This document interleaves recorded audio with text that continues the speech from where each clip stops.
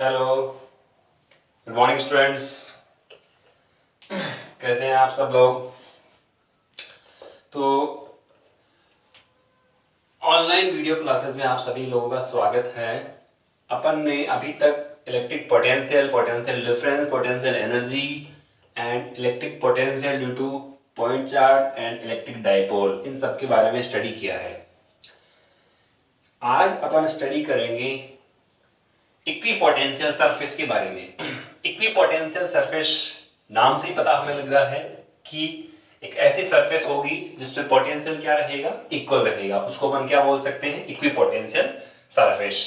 क्या यूज है equipotential surface का? तो अपन बोलते हैं, अपन आइडेंटिफाई कर सकते हैं कि कहां पर फील्ड की वैल्यू कितनी है, फील्ड की डायरेक्शन कैसी है। फील्ड कौन सा? Electric field. ठीक है, तो इलेक्ट्रिक फील्ड की डायरेक्शन और इलेक्ट्रिक फील्ड की वैल्यू को अपन इससे आइडेंटिफाई कर सकते हैं कि इक्विपोटेंशियल सरफेस के जरिए। ओके, तो इक्विपोटेंशियल सरफेस की पहले अपन डेफिनेशन देखेंगे, क्या क्या इसकी प्रॉपर्टीज होती है वो अपन नोट करेंगे, और फिर इसके बाद में डिफरेंट डिफरेंट सेट के लिए या डिफरेंट डिफरेंट चार्जेस के लिए कैसी इक्विपोटेंशियल सरफेस अपन ड्रॉ करेंगे, एग्जाम में कैसी आने वाली है उसको अपन ड्रॉ करेंगे। ओके, तो सबसे पहले अपन स्टार्ट करते हैं कि व्हाट इज इक्विपोटेंशियल सरफेस। ये एक सिंपल सा क्वेश्चन बोर्ड एग्जाम में पूछा जाता है। तो अपन यहां से बता सकते हैं कि any surface every point on which had same potential, एक ऐसी सरफेस जिस पे अपन बोले जिसके सारे पॉइंट पे पोटेंशियल सेम रहे, इट्स कॉल्ड इक्विपोटेंशियल सरफेस। तो ये इसकी डेफिनेशन है जो आप नोट कर सकते हो। ठीक है, सिंपल सी बात है। जैसे अपन बोले कि ये प्लस क्यू चार्ज है, इससे आर डिस्टेंस पे पोटेंशियल कितना आता है, तो अपन ने डिराइव कर रखा है K Q upon R, capital Q sorry, ये पोटेंशियल आता है इस पॉइंट पी पे। ठीक है, अगर यहां से सेम डिस्टेंस आर ले लें अपन, आर डिस्टेंस पे यहाँ पे कितना आएगा, इतना ही आएगा, यहाँ पे इतना ही आएगा, यहाँ पे, यहाँ पे, यहाँ, यहाँ, यहाँ, यहाँ, यहाँ, यहाँ, सब पे आप बोलोगे पोटेंशियल क्या रहेगा, के क्यू अपॉन आर रहेगा। इसका मतलब सेम हो गया। तो इन सभी पॉइंट्स का लोकस क्या आएगा, इन सारे पॉइंट्स का लोकस क्या आने वाला है बोलिए, तो आप बोलोगे इन सारे पॉइंट्स का लोकस आएगा सर्किल। लेकिन अगर हम देखें 3D में, अगर देखें 2D में तो आपको सर्किल दिख रहा है, लेकिन अगर 3D में इसको आप देखोगे तो यहां भी तो ये पॉइंट है, यहां से आर डिस्टेंस, यहां, यहां, यहां, तो ये पूरा क्या बन जाएगा, इसका लोकस क्या बन जाएगा, नॉट सर्किल इट्स स्फेयर, तो ये स्फेयर बनेगा। ठीक है, तो इसको अपन बोलेंगे कि अगर पॉइंट चार्ज है, आइसोलेटेड पॉइंट चार्ज, आइसोलेटेड का मींस अकेला ये प्लस क्यू चार्ज है या फिर माइनस क्यू भी हो सकता है, तो उस सारे पॉइंट्स का जो लोकस होगा जहां पर पोटेंशियल क्या रहे, इक्वल, उसको आप बोलोगे इक्विपोटेंशियल सरफेस। ये मैंने एग्जांपल से आपको बता दिया है। ठीक है, तो इसकी डेफिनेशन क्लियर होगी आपको, any surface every point on which has same potential. Okay, अब अपन यहां से इसकी क्या क्या प्रॉपर्टी होती है इक्विपोटेंशियल सरफेस की, उसको अपन थोड़ा सा लेते हैं। तो फर्स्ट प्रॉपर्टी क्या बोली जाती है कि no work done is required to move a test charge on the equipotential surface from one point to another point because potential difference between two points equals to zero। कैसे?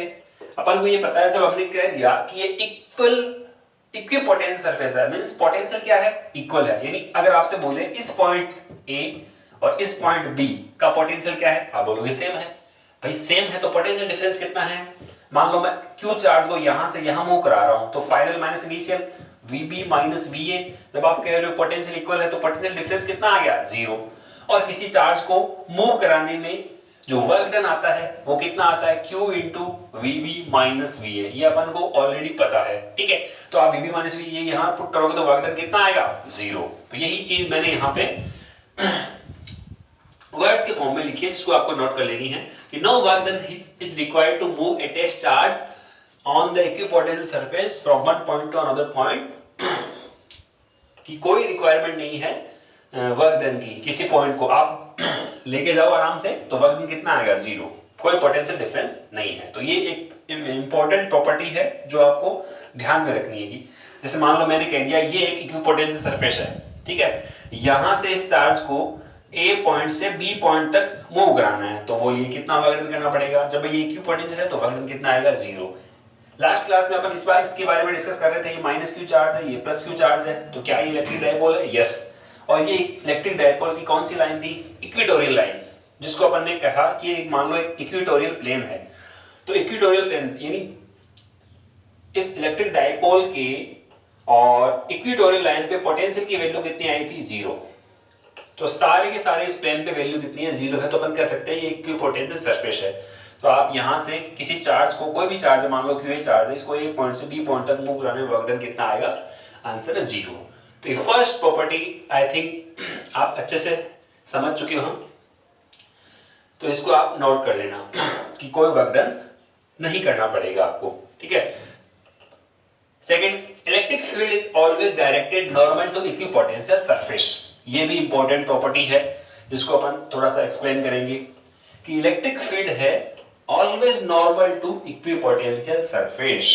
जो equipotential surface रहेगी उसकी कैसे normal रहेगा, तो इसको अपन यहां से एक्सप्लेन कर सकते हैं। देखो ये प्लस क्यू चार्ज से इलेक्ट्रिक फील्ड लाइन ये क्या निकल रही है, तो अपन बोल रहे हैं इलेक्ट्रिक फील्ड लाइन जो इमेजिनरी होती है, और ये क्या है, ये है इक्विपोटेंशियल सरफेस। तो देखो ये क्या है, नॉर्मल है। यहां अगर देखोगे ये इलेक्ट्रिक फील्ड लाइन है, ये इलेक्ट्रिक फील्ड की डायरेक्शन में शो कर रही है, और ये क्या है, ये इक्विपोटेंशियल सरफेस है।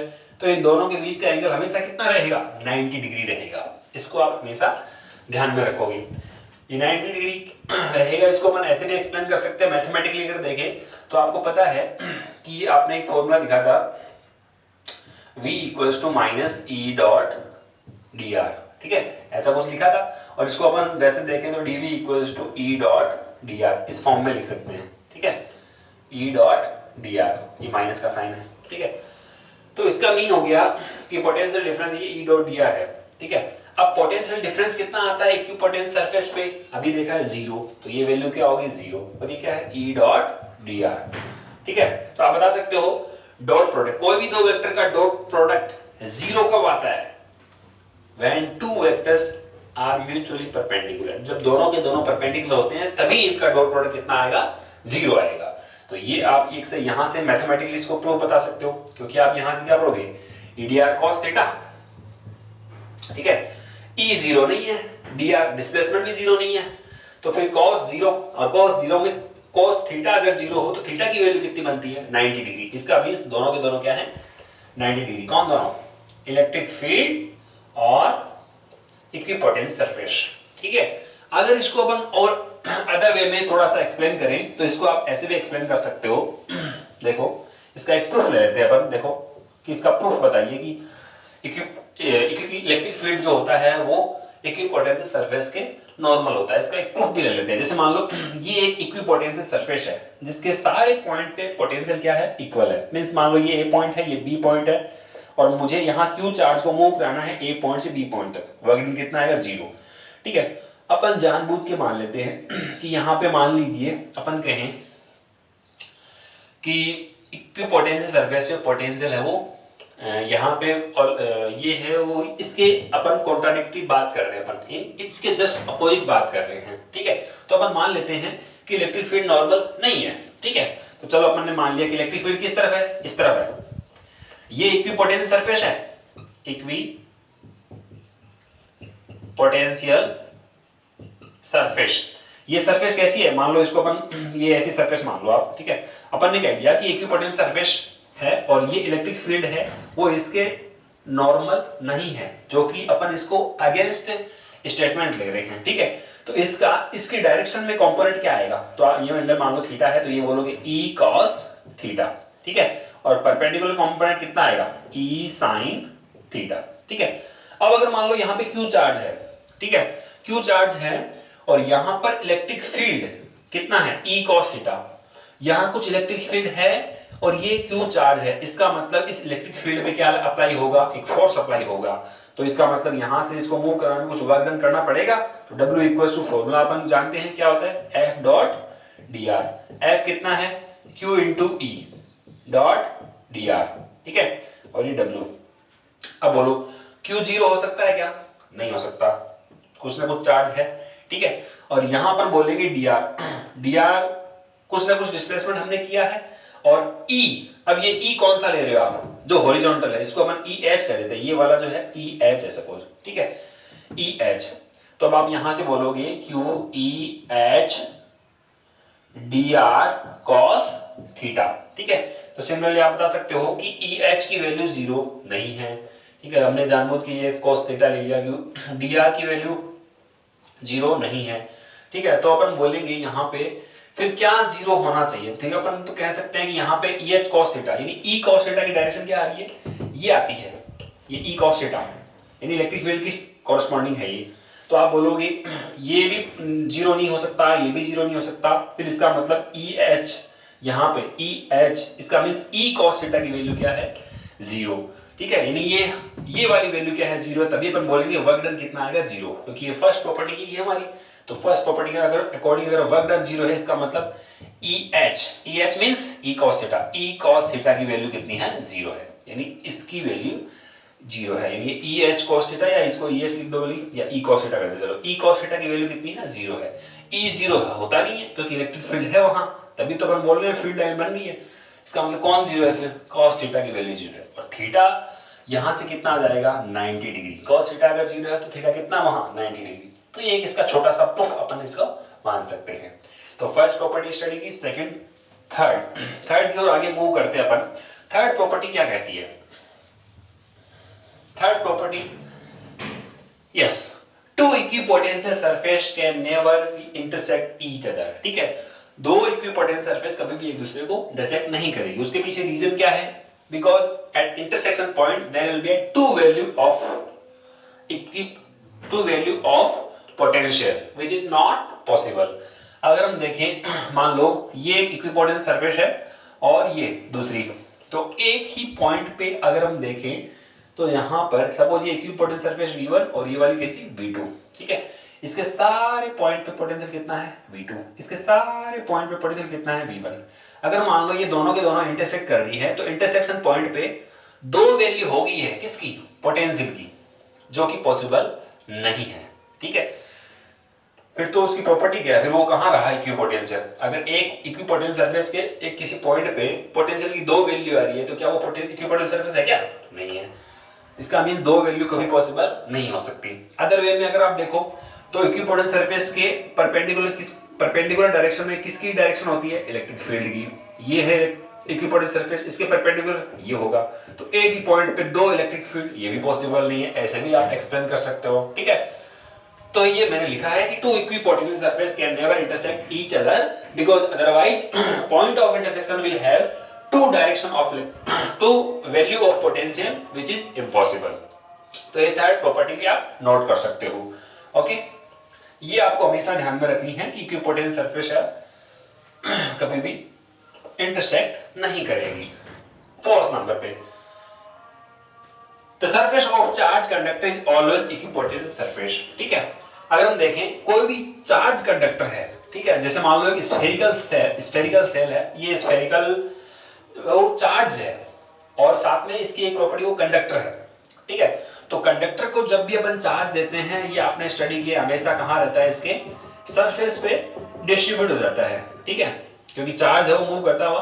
लेकिन अगर हम स्टैटिक इक्विलिब्रियम की कंडीशन देखें तो सारा का सारा चार्ज है वो कहां, सरफेस पे ही डिस्ट्रीब्यूट हो जाएगा।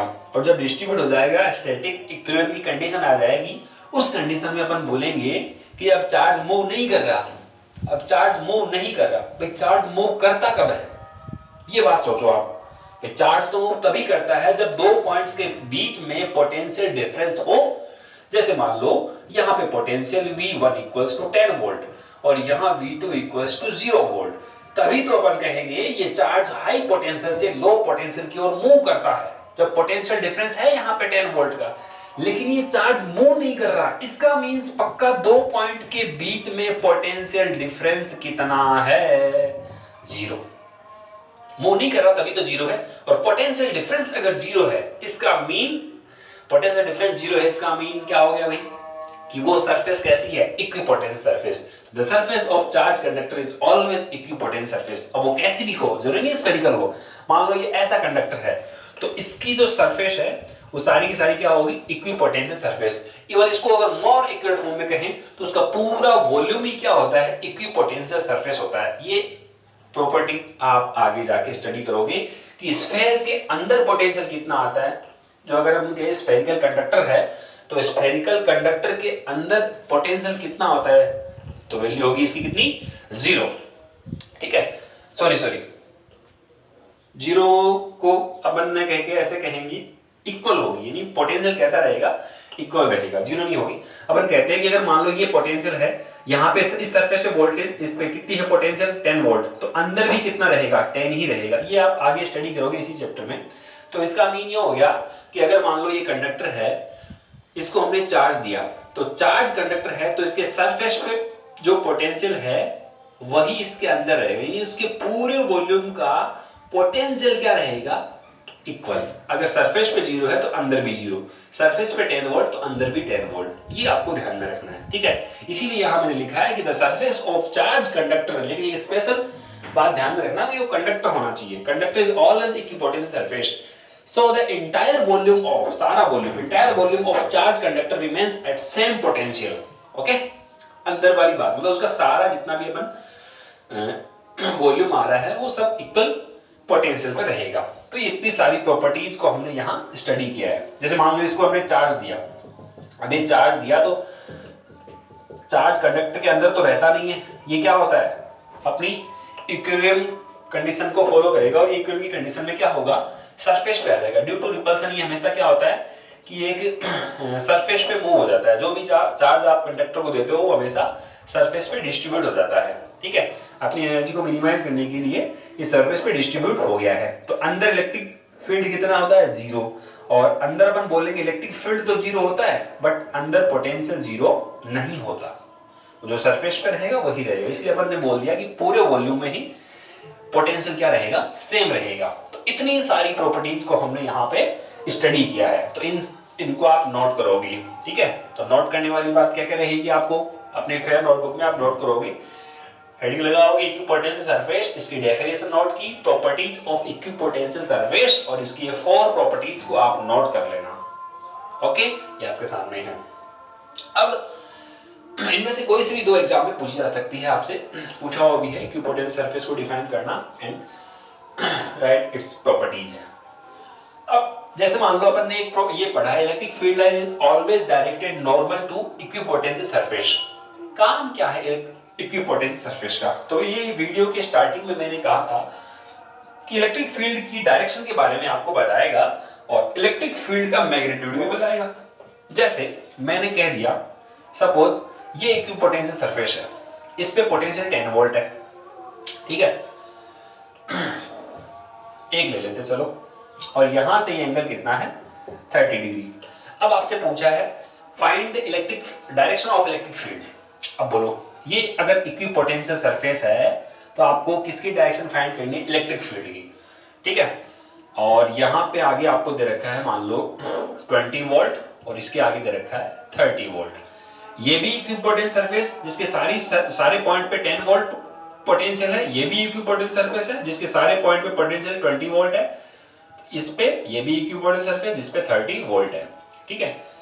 अब ये डिफरेंट कैसे, क्योंकि सरफेस ही डिफरेंस होगी ना, ये इक्विपोटेंशियल सरफेस नंबर 1, ये 2, ये 3, सब कितने के एंगल पे, मान लो 30 के एंगल पे। पूछा क्या आपसे, find the direction of electric field, electric field की डायरेक्शन फाइंड कीजिए, ठीक है। तो कैसे फाइंड करोगे भाई, अब आप देखो, इसमें एक छोटी सी बात आपको ध्यान में रखनी है कि ये बात हमेशा याद रखना कि इलेक्ट्रिक फील्ड की डायरेक्शन में अगर आप चल रहे हो तो पोटेंशियल हमेशा क्या होता है, डिक्रीज होता है, ठीक है। जैसे आपने अभी ये देखा था कि dv equals to minus E dot D R, ठीक है, या इसको अपन जनरली ऐसे भी लिखते हैं ई इक्वल्स टू माइनस का dv अपॉन डी आर, जो आगे के टॉपिक में, आगे के लेक्चर में आप देखोगे relation between electric field and potential. तो देख लो आप, माइनस साइन यही शो करता है कि इलेक्ट्रिक फील्ड की डायरेक्शन में हमेशा पोटेंशियल क्या होगा, डिक्रीज होगा, ठीक है।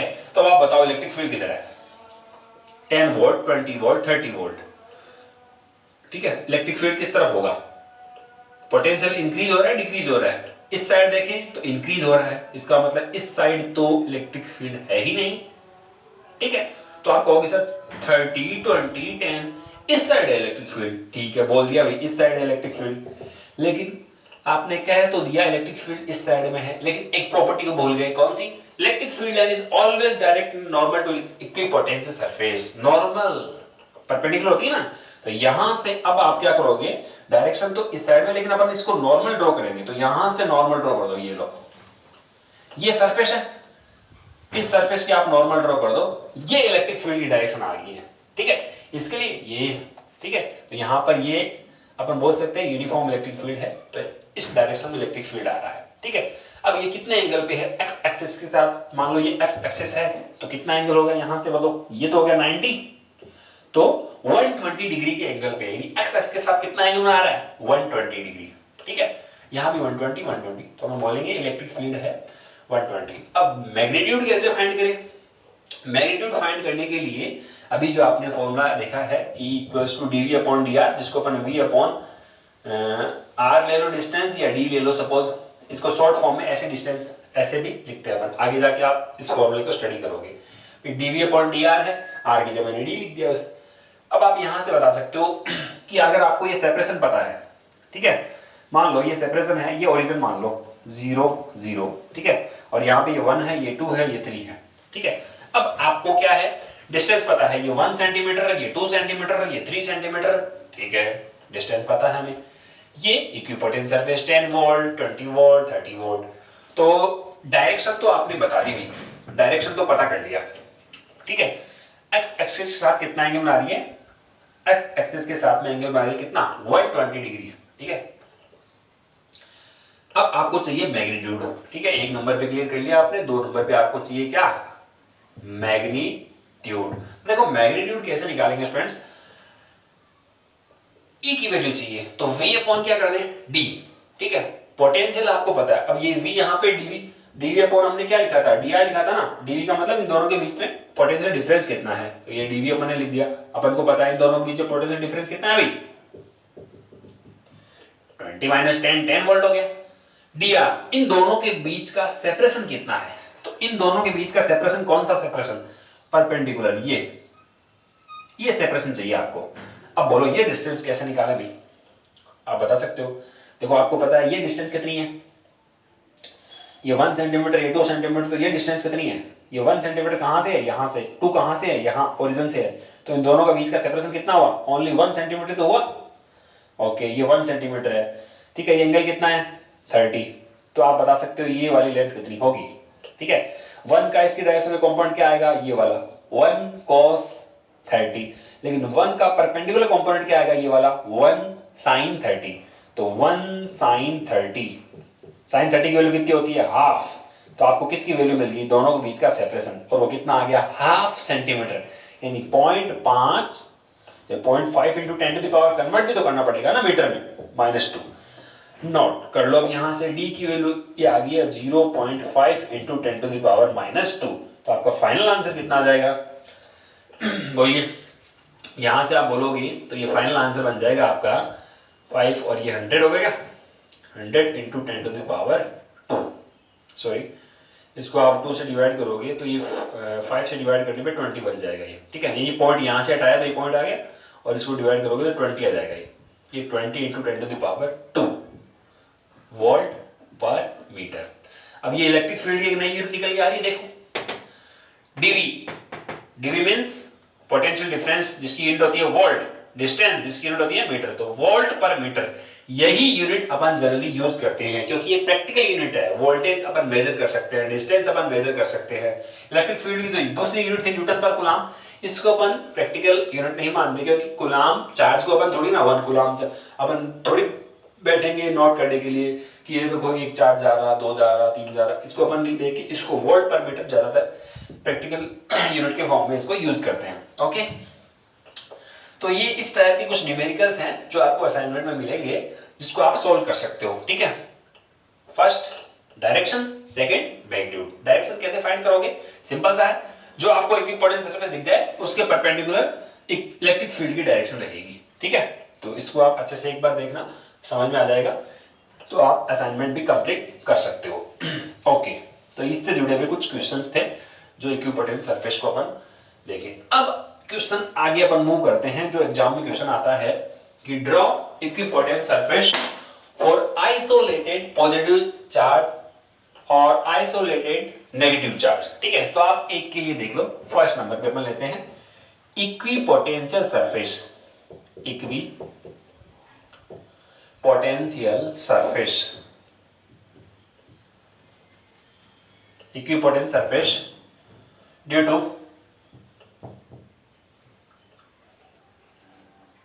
Isolated positive charge. ठीक है, पॉजिटिव मान लो या पॉइंट चार्ज मान लो, आइसोलेटेड पॉइंट। अब पॉजिटिव भी हो सकता है, सेम भी होता है दोनों के लिए। पॉजिटिव चार्ज मैं एक के लिए बनाता हूं, दूसरे के लिए आप आराम से आप खुद बना सकते हो। ठीक है, चलो आइसोलेटेड का मीन क्या होगा कि वो अकेला है चार्ज, तो आप यहां पे एक चार्ज ले लीजिए, ये चार्ज है। ठीक है, चलिए अब आप यहां पे इलेक्ट्रिक फील्ड लाइन ड्रॉ कर दो। पहले तो draw electric field line for isolated charge. ये लो, ये हमने ड्रॉ कर दिया। ये लो, ये लो, ये लो, ये लो, सफिशिएंट है मेरे ख्याल से इतना। ठीक है, अब आप यहां से इक्विपोटेंशियल सरफेस, ये डायरेक्शन किधर रहेगी? Away from positive charge. ये क्या इक्विपोटेंशियल सरफेस है क्या? ना ना ना, ये तो क्या है, ये तो इलेक्ट्रिक फील्ड लाइन है। अब प्रॉपर्टी क्या कहती है? Electric field line is always normal to equipotential surface. ठीक है, तो अब मैं देखो इक्विपोटेंशियल सरफेस को ड्रॉ कर रहा हूं। ये वाली जो सरफेस है ये इक्विपोटेंशियल सरफेस है, और मान लीजिए इसका पोटेंशियल कितना है? V1। ओके, एक और ड्रॉ कर देते हैं अपन। चलो डैश डैश करके, कैसे भी ड्रॉ कर सकते हो आप। इसका पोटेंशियल, इसकी सरफेस पे पोटेंशियल कैसा है? सपोज V2 है। एक और अपन ड्रॉ कर देते हैं, थोड़ा सा डिफरेंट दिखाने के लिए। अपन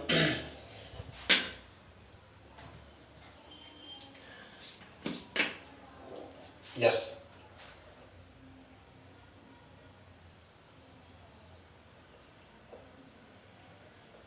ठीक है, थोड़ा सा आप अगर इसको बनाओगे प्रोटेक्टर से तो अच्छे से बन जाएगा। ओके, इस पे पोटेंशियल कितना है? V3 है।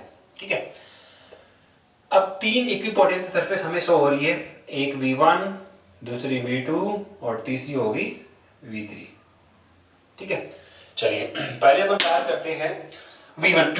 इनमें आप बता सकते हो V1, V2, V3 में सबसे ज्यादा वैल्यू किसकी है? तो आप बता सकते हो V1, V2, V3 में सबसे ज्यादा वैल्यू किसकी होगी?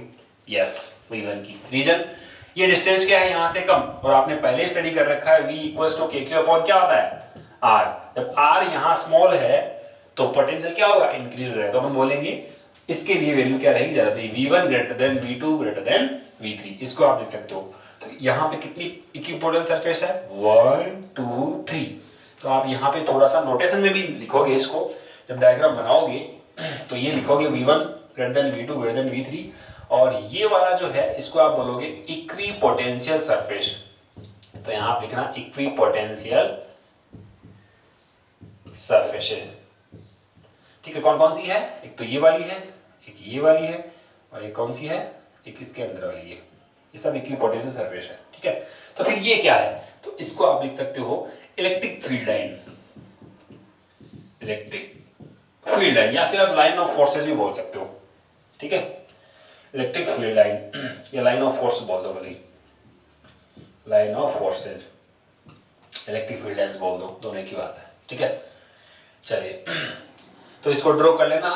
पहले हेडिंग लगाना है equipotential surface due to isolated positive charge. ये पॉजिटिव चार्ज बनाया, फिर एक सर्किल, फिर अच्छा इसमें एक इंपॉर्टेंट चीज और है, जैसे मैंने यहाँ तीन बनाई, ये स्पेस क्या है? कम, और ये स्पेस क्या है? ज्यादा। ये स्पेस ज्यादा क्यों हुआ? इसका भी रीजन होता है कि आप बोलते हो, इसको भी मैं थोड़ा सा यहाँ एक्सप्लेन कर देता हूँ। कहाँ पे गए? चलो यहाँ कर देते हैं, इधर कर देते हैं। चलो ये क्यों अपन पता है कि E इक्वल टू क्या होता है? dV upon dr। ठीक है, तो आप यहाँ से, ये तो अपन बोल रहे हैं कि पोटेंशियल यहाँ कांस्टेंट है, तो E इनवर्सली प्रोपोर्शनल होगा किसके? R के। ठीक है, यहां से जैसे जैसे आप बोलोगे ये स्पेस है वो इंक्रीज होगा, जैसे जैसे आप R की वैल्यू इंक्रीज होगी, इलेक्ट्रिक फील्ड की वैल्यू क्या हो जाएगी? डिक्रीज हो जाएगी। तो यहाँ पे देख रहे हो आप, ये सेपरेशन क्या हो रहा है इनमें?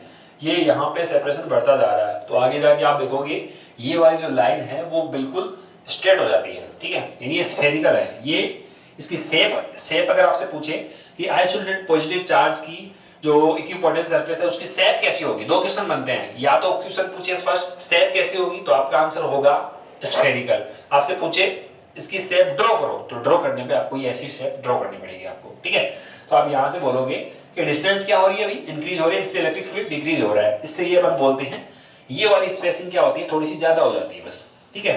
तो ये मैं थोड़ा डिटेल में आपको बता दिया, तो ये आप बना लेना। अगर माइनस की बोले तो यहाँ क्या चेंज होगा, ओनली ये माइनस, ठीक है। और क्या ये इलेक्ट्रिक फील्ड की डायरेक्शन चेंज हो जाएगी, ये towards the charge, towards the charge, towards towards towards the charge, बस। और बाकी इक्विपोटेंशियल सरफेस में कोई चेंज नहीं करना है आपको। हाँ, फिर आपसे पूछेगा, जैसे मान लो आपसे मैंने कहा ये V1 V2 यहाँ बोल दिया, ठीक है। यहाँ मान लो 100 वोल्ट है, यहाँ मान लो 80 वोल्ट है, यहाँ मान लो 60 वोल्ट है। अगर माइनस चार्ज होता तो क्या होता, तो आप बोलते वही बात कि माइनस के लिए अपन बोलते ये माइनस चार्ज है, ठीक है। तो यहाँ पे मान लो -80 -60, ठीक है। तो आपको पता है कि कौन सा किसकी वैल्यू ज्यादा होती है, माइनस चार्ज के पास में पोटेंशियल क्या होगा भाई, इनमें से किसकी वैल्यू सबसे ज्यादा है, तो आप बोलोगे इसकी वैल्यू सबसे ज्यादा है, -60, ठीक है। तो अपन बोलेंगे यहाँ से जैसे जैसे आप इसके पास आते जा रहे हो, यानी माइनस ये जैसे जैसे अपन इससे दूर जाएंगे, ठीक है, इलेक्ट्रिक इसकी पोटेंशियल की वैल्यू, या इसको दूसरे वे में ऐसे समझ सकते हो आप कि इलेक्ट्रिक फील्ड की डायरेक्शन में अपन माइनस चार्ज की बात करते हैं। चलो मान लो माइनस चार्ज के लिए आप बोलोगे ये इस साइड में होगी डायरेक्शन और ये इस साइड में होगी। अगर हम इलेक्ट्रिक फील्ड की डायरेक्शन में मूव करते हैं तो हमेशा पोटेंशियल क्या होता है, डिक्रीज होता है, ठीक है। इस कॉन्सेप्ट को ध्यान में रखो, ठीक है। तो ये इलेक्ट्रिक फील्ड की डायरेक्शन है, अब इधर मूव कर रहे हैं तो पोटेंशियल डिक्रीज होना चाहिए, ठीक है। देखो हो रहा है क्या, इलेक्ट्रिक पोटेंशियल डिक्रीज होना चाहिए। तो आप बताइए यहां से अगर हम देखें तो अपन इसकी ओर मूव कर रहे हैं, बोलो पोटेंशियल डिक्रीज हो रहा है कि नहीं हो रहा है, आंसर देखो यहां से अगर हम देखें तो -60 और -100 किसकी वैल्यू ज्यादा है, -60 की वैल्यू क्या है, ज्यादा है। तो आप और -80 की वैल्यू कम है, -100 वैल्यू और कम है, तो आप बोलोगे पोटेंशियल क्या हो रहा है, डिक्रीज हो रहा है। तो ये -100 -80 -60 ये समझाने के लिए और इसको आप एक्सप्लेन कर सकते हो। तो आप तो हमेशा ऐसे याद रखो कि इलेक्ट्रिक फील्ड की डायरेक्शन में अगर मूव कर रहे हैं तो पोटेंशियल डिक्रीज होगा, ठीक है। तो डिक्रीज हो गया 60 से -80, -80 से -100 ऐसे बन गया, ठीक है। इसको आप नोट कर लेना, ओनली एक चार्ज के लिए सफिशिएंट है, पॉजिटिव के लिए। फिर इसके बाद में अपन दूसरी सरफेस लेते हैं, ठीक है। Equipotential surface due to uniform electric field, या इन बोल सकते हैं अपन, इन यूनिफॉर्म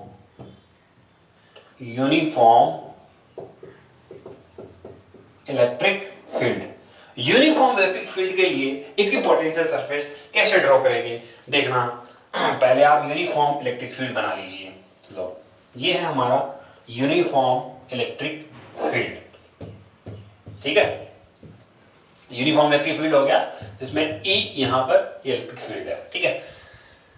अब बोलो किधर है पॉजिटिव चार्ज, यस इस साइड में, क्योंकि यहां प्लस से निकलती है इलेक्ट्रिक फील्ड लाइन, ठीक है। तो आप यहाँ पे ड्रॉ करोगे, इसकी अपन को पता है ये हमेशा क्या होती है, नॉर्मल होती है। लास्ट वाले केस में भी देखा था नॉर्मल थी, और यहाँ ये नॉर्मल रहेगी। तो ये ड्रॉ कर दीजिए आप इक्विपोटेंशियल सरफेस, ये नॉर्मल, ये सरफेस इसके नॉर्मल, ये लो ये जस्ट इसके नॉर्मल है, ये 3D में है, ये एक्चुअल में कुछ ऐसे है, ये सरफेस कुछ इस प्रकार से ये, और ये इसके अंदर से जा रही है। इसको थोड़ा शो करने के लिए यहाँ से इसको हटा देते हैं अपन, ताकि ये लगे इसके अंदर से जा रही है लाइन क्रॉस करके। ये इक्विपोटेंशियल सरफेस है। तो यहाँ पे इसको अपन बोलेंगे V1, इसको बोलेंगे V2 और इसको बोल देंगे V3। अब आप बता सकते हो V1 V2 V3 की वैल्यू किसकी ज्यादा है, पता है इलेक्ट्रिक फील्ड की डायरेक्शन में मूव करेंगे हमेशा पोटेंशियल क्या होगा, डिक्रीज होगा। तो V1 greater than V2 greater than V3, ठीक है। यानी प्लस चार्ज से डिस्टेंस कम है तो पोटेंशियल इसका ही ज्यादा होगा ना, ठीक है। मान लो ये 100 है तो ये 80 है, और ये कितना है 60 है या 40 है, okay.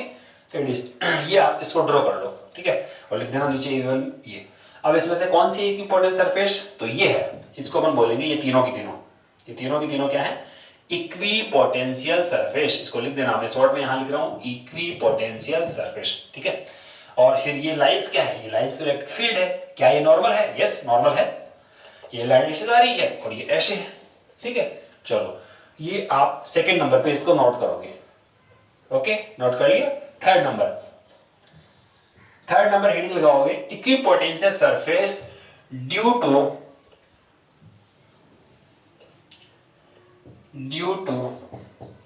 N electric dipole, due to an electric dipole. Electric dipole को अपन ने स्टडी किया है। अच्छा, नेट चार्ज कितना आता है इलेक्ट्रिक डायपोल पे? यस, 0। तो इलेक्ट्रिक डायपोल के लिए आप कैसे ड्रॉ करोगे? तो पहले तो अपन यहाँ पे ले लेते हैं कोई इलेक्ट्रिक डायपोल, ठीक है, थोड़ा सा नीचे बना देते हैं। चलो, ये प्लस चार्ज, ये माइनस चार्ज, ठीक है, ये प्लस क्यू माइनस क्यू, तो आप प्लस क्यू बोल सकते हो, प्लस क्यू है, और ये वाला चार्ज जो है वो माइनस क्यू चार्ज है, ठीक है। फील्ड लाइन प्लस से माइनस की तरफ, पहले फील्ड लाइन ड्रॉ कर लेते हैं। ये फील्ड लाइन, ये फील्ड लाइन, ठीक है।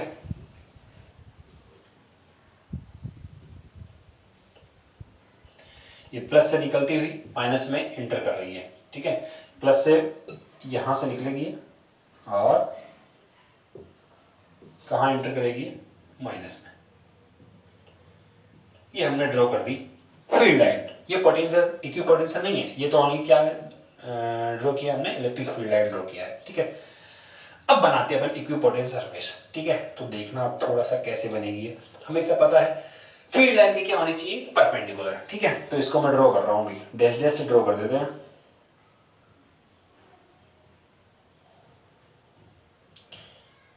इसको आप ड्रॉ करते हुए थोड़ा सा आप ध्यान भी रखना, गौर करना कि डायरेक्शन यहाँ, ये डिस्टेंस थोड़ी सी क्या हो रही है? कम हो रही है। मतलब इनकी डेंसिटी अपन बोलेंगे, जहाँ पर इलेक्ट्रिक फील्ड क्या होगा?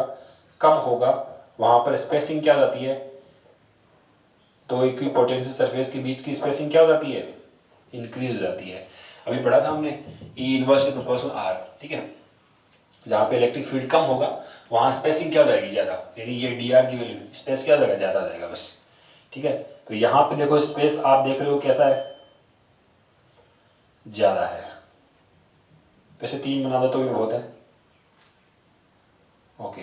अच्छा, ये माइनस प्लस क्यू, ये माइनस क्यू, इसका मिड पॉइंट कौन सा है? ये वाला। मिड पॉइंट पे कैसा रहेगा भाई? तो मिड पॉइंट पे तो इलेक्ट्रिक पोटेंशियल कितना रहता है? 0 रहता है। कल ही स्टडी किया हमने, ठीक है, लास्ट क्लास में स्टडी किया। इलेक्ट्रिक डायपोल के इक्वेटोरियल लाइन पे पोटेंशियल कितना रहता है? 0 रहता है। तो ये भी एक इक्विपोटेंशियल सरफेस है, ठीक है। फिर कैसी बनेगी? फिर कुछ ऐसी बन जाएगी। देखो हमेशा नॉर्मल रहेगी। ये देखो नॉर्मल है, यहाँ यहाँ यहाँ इलेक्ट्रिक फील्ड की हमेशा नॉर्मल है। सिमिलरली इसको भी आप क्या करोगे? इधर बना दोगे, ठीक है। तो इसको भी मैं ड्रॉ कर देता हूँ, डैश डैश डैश डैश। लो भाई, आप घर पे थोड़ा सा अच्छा सा बना लेना डायग्राम, सुंदर सा, जैसे आप लोग सुंदर हो वैसे आपका डायग्राम भी सुंदर रहना चाहिए।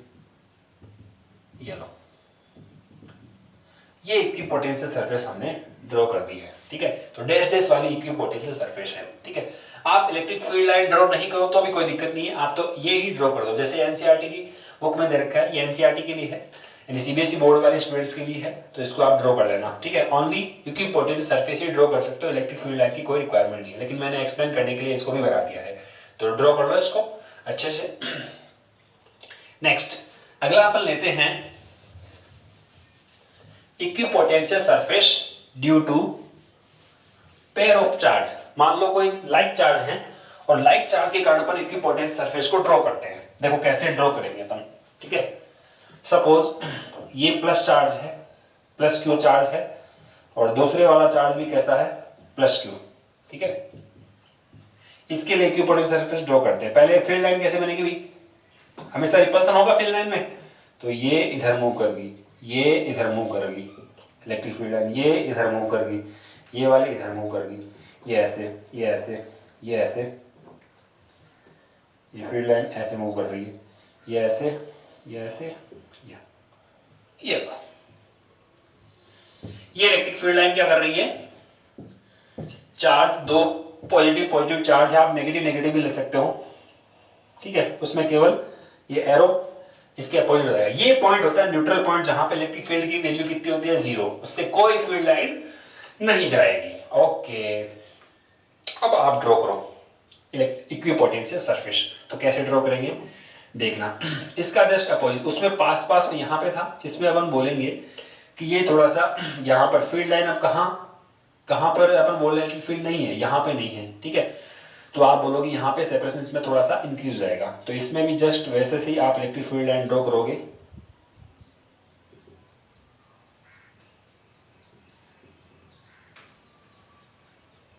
ठीक है।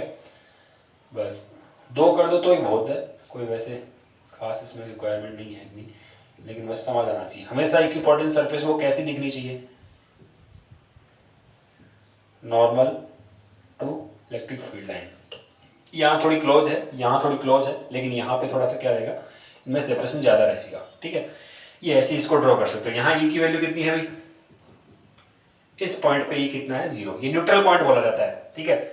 मैग्नेटिक फील्ड लाइन ड्रॉ करोगे तब भी आपको न्यूट्रल पॉइंट मिलेगा वहाँ पे, ठीक है। तो ये इक्विपोटेंशियल सरफेस है, इसको आप बता सकते हो कि these are equipotential surface. Draw कर लीजिए इसको, ओके। नेक्स्ट अच्छा इसमें लिखा नहीं क्या मैंने, equipotential surface due to like charge, due to like charge, ठीक है। ये नोट करोगे हेडिंग, फिर उसके बाद में इसको ड्रॉ करोगे, ओके। नेक्स्ट अगला अपन मूव करते हैं 4 नंबर, 4 तो ये था सर, 4 हो गया, 5 नंबर है, ओके। फर्स्ट कौन सा था, पॉइंट चार्ज। सेकंड कौन सा था, सेकंड हमारा यूनिफॉर्म इलेक्ट्रिक फील्ड के लिए, थर्ड हमारा इलेक्ट्रिक डायपोल के लिए, फोर्थ नंबर ये हो गया। अब 5th नंबर पे अपन मूव करते हैं। 5th नंबर वाला देखना आप,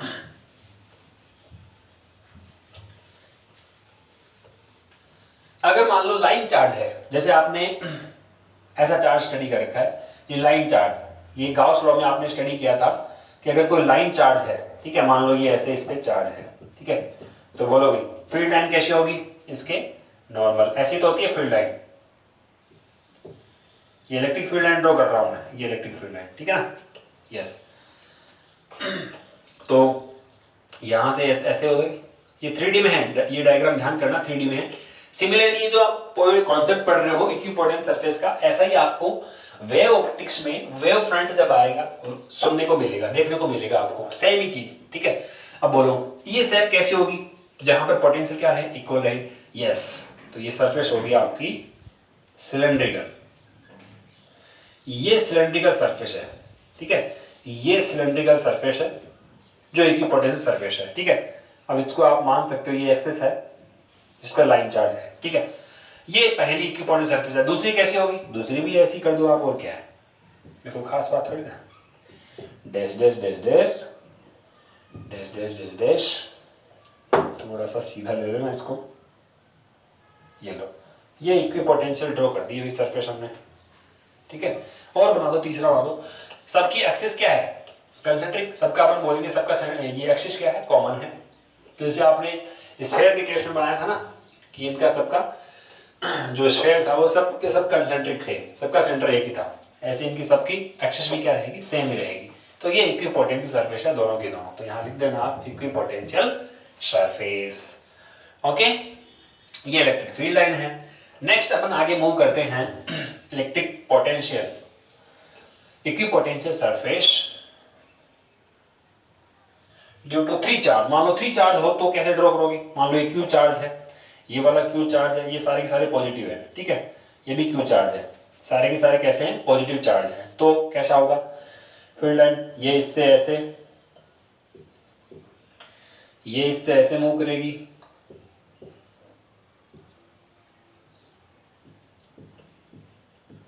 ठीक है। और इक्विपोटेंशियल सरफेस अब बनाएं, अगर हम इसको ड्रॉ करें तो कुछ ऐसी सी इक्विपोटेंशियल सरफेस आपको ड्रॉ करोगे तो मिलेगी, ठीक है। ये इक्विपोटेंशियल सरफेस के लिए मिलती है जो 3 चार्जेस के लिए थी, ये नॉर्मल रहेगी हमेशा फील्ड लाइन के लिए। 3 चार्ज के लिए भी आप इसको ड्रॉ कर सकते हो, 2 चार्ज के लिए हमने ड्रॉ किया ना, वैसे 3 चार्ज के लिए ड्रॉ कर सकते हैं, ठीक है। तो इक्विपोटेंशियल सरफेस ये लगभग सारे पॉइंट्स हमने क्लियर कर ली हैं, ठीक है। यूनिफॉर्म इलेक्ट्रिक फील्ड के लिए हो गया, वेव फ्रंट इन सब के लिए हो गया। जैसे अपन पानी के अंदर एक छोटा सा कंकर मारते हैं तो कैसे जलेबी से बनती है ना, तो वो स्फेरिकल नहीं रहती लेकिन सर्कुलर फॉर्म में देखते हो आप, वैसा से सेम आप देखोगे कि ये स्फेरिकल है। एक अगर लाइट है तो ये चारों तरफ स्फेरिकल वेव फ्रंट बनाती है, वैसे कि वैसे पॉइंट चार्ज रहेगा तो ये स्फेरिकल बन जाएगा आइसोलेटेड के लिए। तो अब ये इक्विपोटेंशियल सरफेस हमने ड्रॉ कर रही है, इतनी सारी इक्विपोटेंशियल सरफेस हमने ड्रॉ कर दी। प्लस क्यू चार्ज के कारण आपने देखा था कि प्लस क्यू के कारण कैसी बनी थी, उसमें एक चीज और रहेगी कि लास्ट पे जाके वो कैसी बन जाती है, आप एनसीईआरटी की बुक में देखोगे वो कुछ ऐसी सी हो जाएगी। ये इक्विपोटेंशियल सरफेस, ये दोनों जुड़ गई कैसी, तो ये जुड़ गई ऐसी कि दोनों प्लस प्लस है। अगर इनको आप अगर थोड़ा सा दूर से देखो, थोड़ा सेपरेशन से इसको अगर आप देखोगे तो प्लस क्यू और प्लस टू कितने होंगे, प्लस टू क्यू।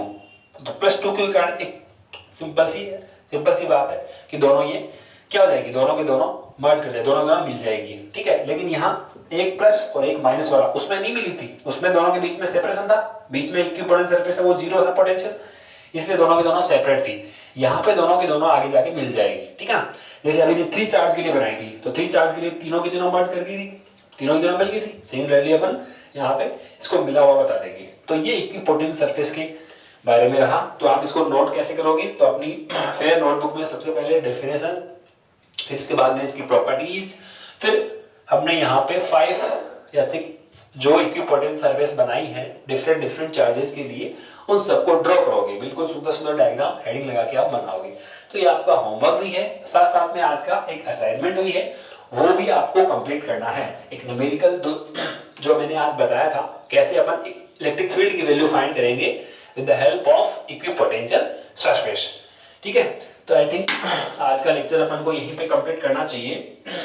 मैंने लगभग सारी बातें आपको बता दी है, ठीक है। इसमें से अगर आपको कुछ क्वेश्चंस करना हो तो आप कमेंट करना और वीडियो को लाइक करना। ओके स्टूडेंट्स, तो आज की क्लास को अपन यहीं पे फिनिश करते हैं। Thank you.